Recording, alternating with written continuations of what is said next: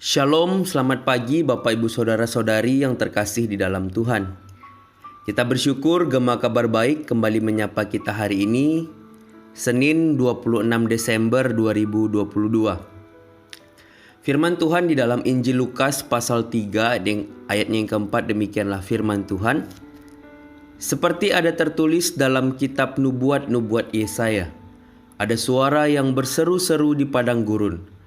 Persiapkanlah jalan untuk Tuhan, luruskanlah jalan baginya. Bapak Ibu Saudara, tugas Yohanes Pembaptis adalah merintis kedatangan Sang Mesias. Dia harus menyiapkan sikap dan kehidupan umat Israel untuk bertobat dan menerima baptisan. Hanya dengan itulah Allah akan mengampuni dosa mereka. Lalu tampillah seorang Yohanes Pembaptis di dekat Sungai Yordan.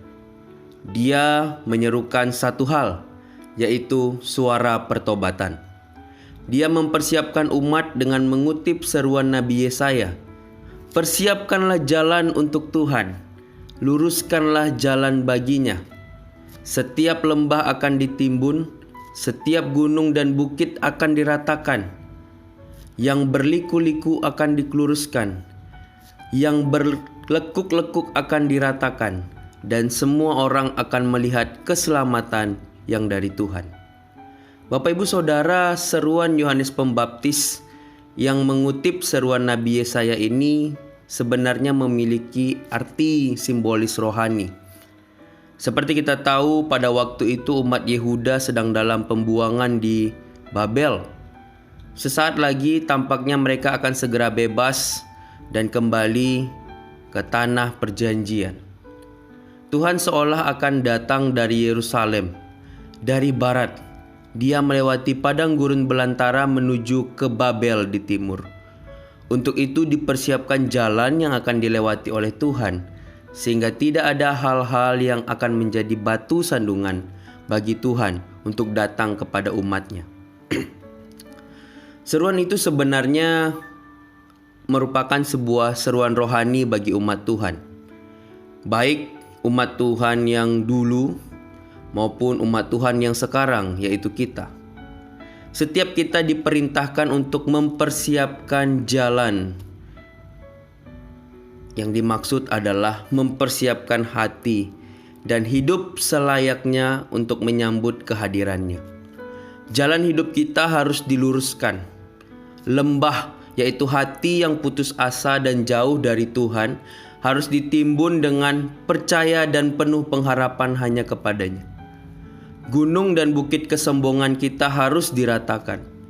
Cara hidup kita yang berliku-liku menyerong ke kiri dan ke kanan yang seenaknya dan tidak benar itu harus diluruskan. Jalan hidup yang berlekuk-lekuk, tidak stabil dan tidak konsisten dalam iman harus dikuatkan. Semua itu dimaksudkan agar Tuhan boleh datang dalam kehadirannya untuk menolong kita. Pertanyaannya, sudahkah kita sungguh-sungguh mempersiapkan hati kita untuk kembali dijamah oleh Tuhan? Sudahkah kita sungguh-sungguh mempersiapkan hidup kita untuk sekali lagi dibentuk oleh Tuhan?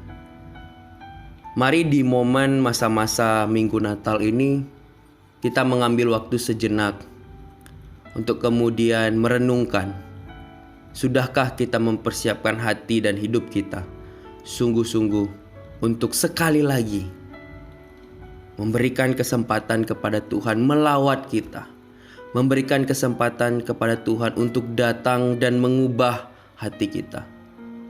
Bukankah kita selalu mengatakan bahwa Tuhan jauh lebih mengenal hati kita?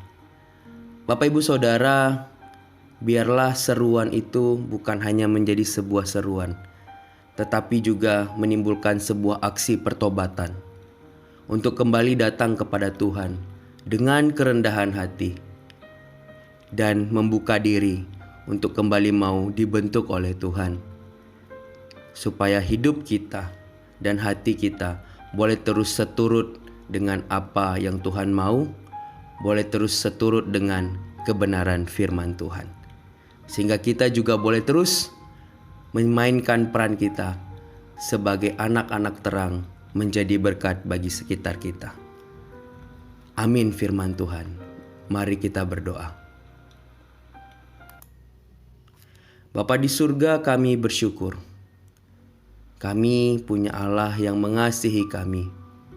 Kami bersyukur kami punya Allah yang senantiasa terbuka untuk kembali menerima kami ketika kami mau bertobat. Tuhan, kami mempersiapkan hati dan hidup kami untuk sekali lagi dibentuk oleh Tuhan.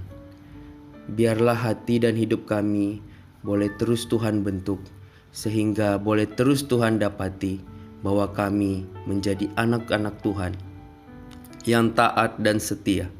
Anak-anak Tuhan yang selalu memuliakan Tuhan. Anak-anak Tuhan yang selalu rindu untuk boleh terus hidup di dalam kebenaran Tuhan. Pimpin kami Tuhan. Kami menyerahkan kegiatan kami sepanjang hari ini. Biarlah apapun yang kami lakukan, kami boleh terus memuliakan Tuhan dan menjadi berkat bagi sesama kami. Ini doa kami Tuhan, di dalam nama Tuhan Yesus Kristus kami berdoa dan bersyukur. Amin. Selamat pagi Bapak Ibu Saudara semua. Selamat beraktivitas. Selamat menjadi berkat. Tuhan Yesus memberkati.